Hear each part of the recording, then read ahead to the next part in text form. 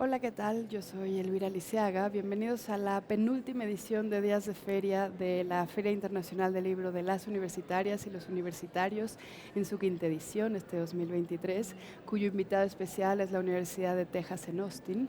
Y bueno, hoy sábado han pasado cosas muy interesantes. Tuvimos el poder de la traducción, una charla sobre llenar el mundo con obras de escritoras en el que estuvo Mónica Lavín, Rosa Beltrán, Tania Huntington, estuvo también Adriana Pacheco, la creadora del podcast Hablemos Escritoras, en donde entrevista a escritoras latinoamericanas para Estados Unidos.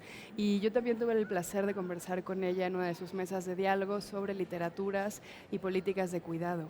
Estuvo también la charla Ficcionar la vida entre Alejandro Zambra y César Tejeda, en la cual se habló de las obsesiones de los escritores, los temores, la literatura del yo, el uso de la memoria, el uso del testimonio. Y bueno, también estuvo la charla, una de las más importantes, de Muriel Barbery, la autora de La elegancia del erizo, en donde habló de la literatura y el humor.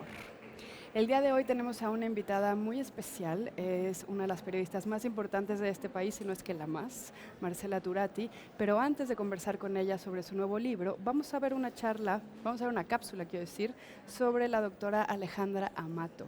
Ella está especializada en literatura fantástica, literatura de la irrealidad en escritoras del siglo XX y XXI. Ya regresamos.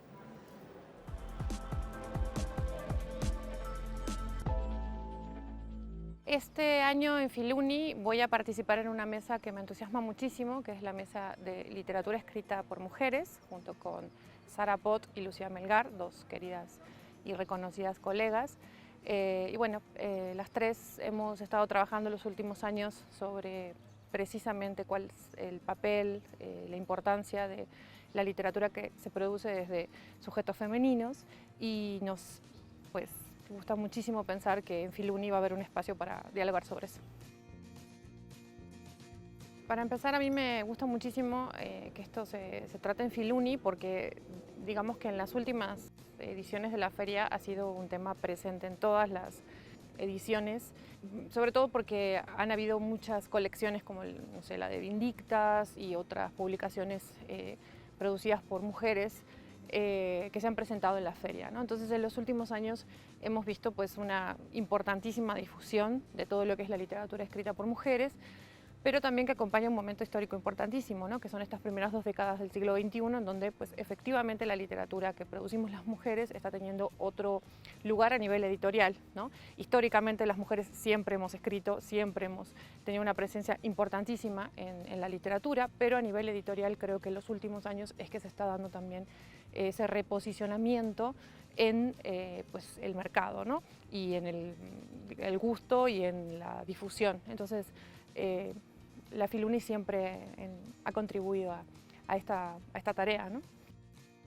He participado en varias Filuni, ya no sé si esta es mi cuarta o quinta, pero siempre es un gusto para mí porque es la feria de las y los universitarios aquí en CEU y porque tiene pues esta impronta de brindar una cercanía no solamente a nivel del material, de lo que se puede comprar o lo que se puede conseguir en la feria, sino que está organizada bajo este criterio de charlas, mesas redondas, participación de escritores, de escritoras. Entonces, para mí siempre es como una fiesta, o sea, a mí me encanta participar y estar pues, en las actividades y sobre todo colaborar pues, para que este evento salga lo mejor posible para la universidad.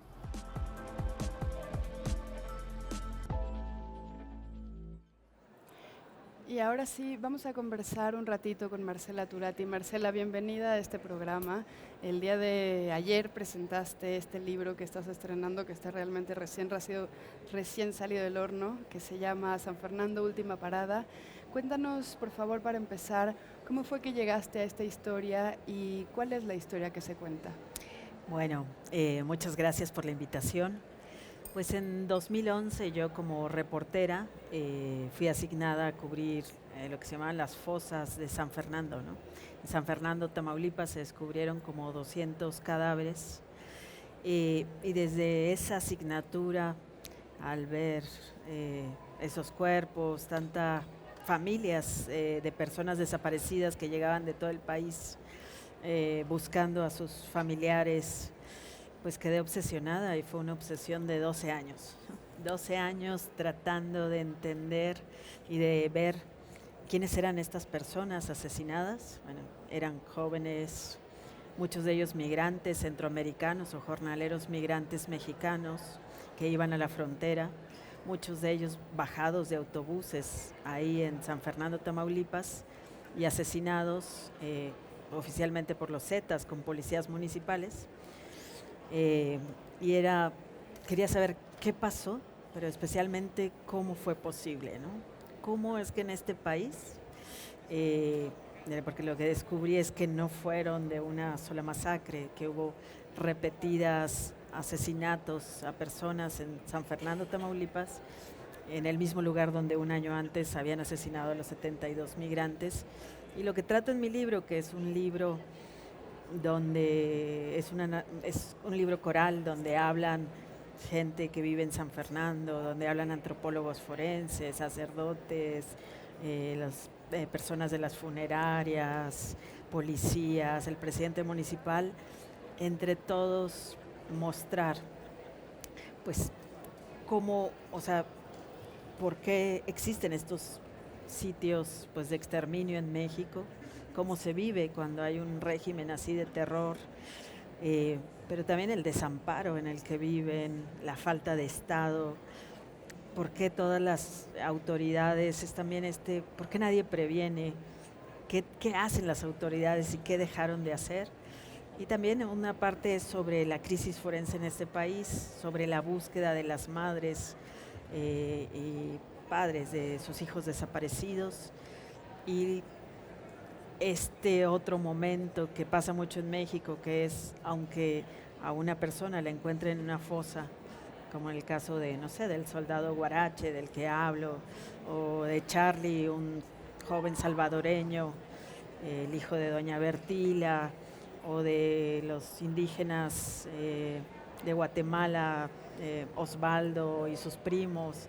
Entonces, ¿cómo es la búsqueda de estas familias y cómo el Estado se empeña en desaparecer a los desaparecidos, la crisis forense y un poco los errores en el sistema que hacen que la gente, que los desaparecidos, los cuerpos no identificados no puedan regresar a sus casas? Entonces, trato de explicar por qué ocurren estos San Fernandos de antes, como era San Fernando o Lagos de Moreno, o que en este momento se puede, o sea, el municipio que pongas, porque es una cosa sistémica, porque los mismos mecanismos de la impunidad operan en estas tramas, ¿no? Es un libro donde hay, desde luego, mucho dolor y mucho terror, pero sé que también hay esperanza. ¿Tú en dónde encontraste esperanza al hacer este retrato coral? Y también me gustaría preguntarte la importancia del retrato coral, ¿no? La importancia de ser una especie de tejedora de testimonios. Pues la esperanza la encontré, y si la primera parte es dura y, como siempre digo, es difícil de digerir, así como es difícil de digerir tanta impunidad en este país. Al leerlo, lo que intento es que escuchen lo que yo, como reportera que cubre el tema de desapariciones, escucho, acompañando a las mamás, a los papás que buscan.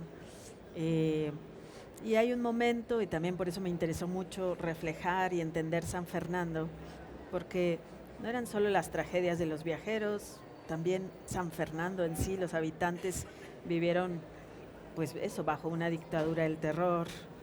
Era mostrar esto, pero también mostrar el sistema que permite esto y de alguna manera qué se puede hacer, y eso fue a través de las antropólogas forenses y las defensoras de derechos humanos, y especialmente las madres y los padres de estas personas que estaban ahí como cuerpos no identificados, a los que asesinaron ahí, que todo el tiempo tratan de hacer justicia y logran colarse en el sistema y mostrarnos lo que encuentran, ¿no? Entonces son estas madres, pues, que buscan a sus hijos y van desenterrando verdades, que siento que son verdades que tenemos que conocer si queremos cambiar este país. Y bueno, lo coral lo pensé, no sé, me parecía pues que quería que sea un libro que se escuche, ¿no? O sea, que la gente pueda escuchar estas voces, las diferentes profesiones, lo que cuenta la chica de la secundaria, que veía todos los días que bajaban migrantes de los autobuses, que se escuche a la esposa del joven centroamericano que fue incinerado por las autoridades, que se escuche a doña Bertila y la búsqueda de su hijo, y no sé, que se busque al informante de la DEA, que hablen el director del CISEN, o sea, que todo mundo cuente y que sea una historia que aporte esto al entendimiento de por qué pasa esto, ¿no? Como todo mundo dice que no le tocaba en las autoridades, pues que no le tocaba hacer nada, y el sufrimiento de las víctimas. También me interesaba que se escuchara pues en cada etapa que una familia que busca, cada parada que hace en la morgue, en el cementerio, no sé, en los hospitales, en la espera de que le digan algo las autoridades, como que se vea todos los caminos que recorre una familia con una persona desaparecida y las luchas que tienen que hacer, pero es eso, o sea, es también esperanzador, también muestra estos caminos por donde se puede, lo que tenemos que cambiar dentro del sistema, por donde se puede transitar, la importancia de que las familias tengan el expediente de lo que le pasó a sus familiares, que tengan un trato digno, de la recuperación del cuerpo y las luchas de estas familias centroamericanas por cambiar esta historia, ¿no? Claro. Las brigadas de madres desaparecidas, con hijos desaparecidos en este país de desaparecidos, hacen una chamba tan invaluable que, como ya decías, de otra manera no hacen las autoridades. Y yo siempre que tengo la oportunidad de conocer a una, me pregunto cómo ellas hacen la vida vivible y cómo se cuidan, ¿no? Pero también me interesa cómo te cuidas tú para reportear hace tantos años estas historias tan dolorosas y donde a veces no se ve claro el panorama de que termine la impunidad, de que haya justicia. Bueno, con este libro y bueno, en general en mi trabajo como periodista cubriendo estos temas, ¿no? Pues he tenido muchos aprendizajes, ¿no? O sea, yo siempre digo, que acercarse o estar cerca de las mamás buscadoras es como una fuente de amor, siempre es una admiración, es como estar, no sé, te enseñan tanto, no sé, yo las admiro mucho y aprendo mucho, ¿no?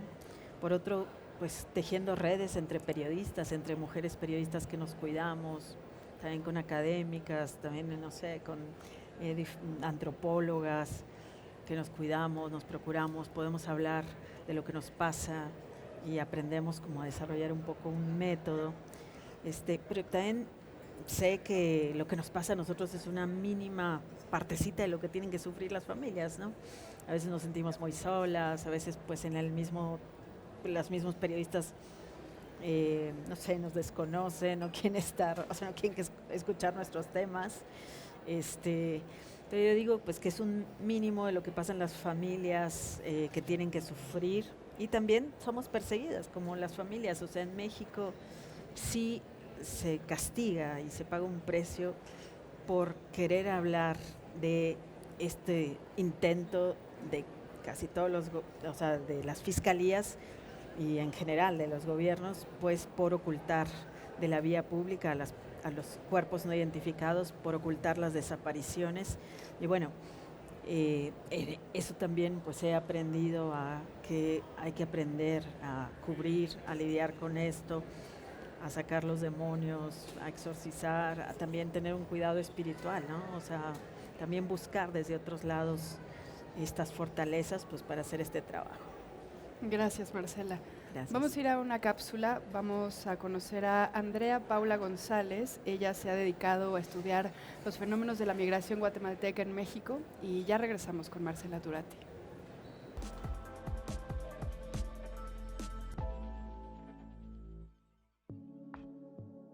De 10 personas que llegan a la frontera sur, como 5 alcanzan a llegar al centro de la Ciudad de México y 1 o 2 logran pasar a Estados Unidos. En ese inter pasan muchísimas cosas, desde violaciones a derechos humanos, violaciones sexuales, extorsiones, secuestros, etcétera, pero también toda una serie de estrategias que las personas van generando para poder llegar a su destino, ¿no? Y aunque es muy pequeño el porcentaje que pasa, pues bueno, la gente lo va a seguir haciendo mientras no cambien las condiciones en sus lugares de origen. Este Estado que de pronto maneja este tema con tanta indolencia, con una falta de políticas públicas que realmente resuelvan la situación de violaciones a derechos humanos de personas migrantes en nuestro país, ¿no? Totalmente olvidados, invisibilizados, que salen a la luz cuando hay una tragedia, pero que son parte de la vida cotidiana, tanto de la frontera sur como del tránsito. Y creo que poder tener este diálogo entre la poesía, entre la literatura y la academia, pues nos da un mundo de posibilidades para poder pues seguir discutiendo también cuál es el papel de la poesía desde su perspectiva social, desde su perspectiva política, que nos permite hablar de la memoria, eso, ¿no? Como dar un poco de voz desde otros lugares a estas personas que ahí están, que siguen muriendo, que siguen desapareciendo, que siguen dejando sus lugares de origen por una situación de violencia estructural, de pobreza estructural, y que son parte de la vida cotidiana de México. Este esfuerzo que está haciendo la Filuni nos obliga a voltear a ver otra vez este fenómeno que cruza la vida de nosotros, de nuestras familias, de las personas que conocemos, ¿no? Y hacer una dinámica de presentaciones de libros, conversatorios y abrir los espacios para hablar del exilio, de la migración, de la literatura, pero además viene gente de otros países también, que sea la Universidad de Texas en Austin la invitada, pues nos da la mirada desde la frontera norte, ¿no? Parece que es lógico que un tema como este sea el tema de la Filuni porque atraviesa la vida de América Latina, de México y esta relación binacional que tenemos con Estados Unidos. Entonces creo que también tener estos diálogos interinstitucionales, binacionales, pues aportan mucho a la comunidad universitaria y fuera de la comunidad universitaria.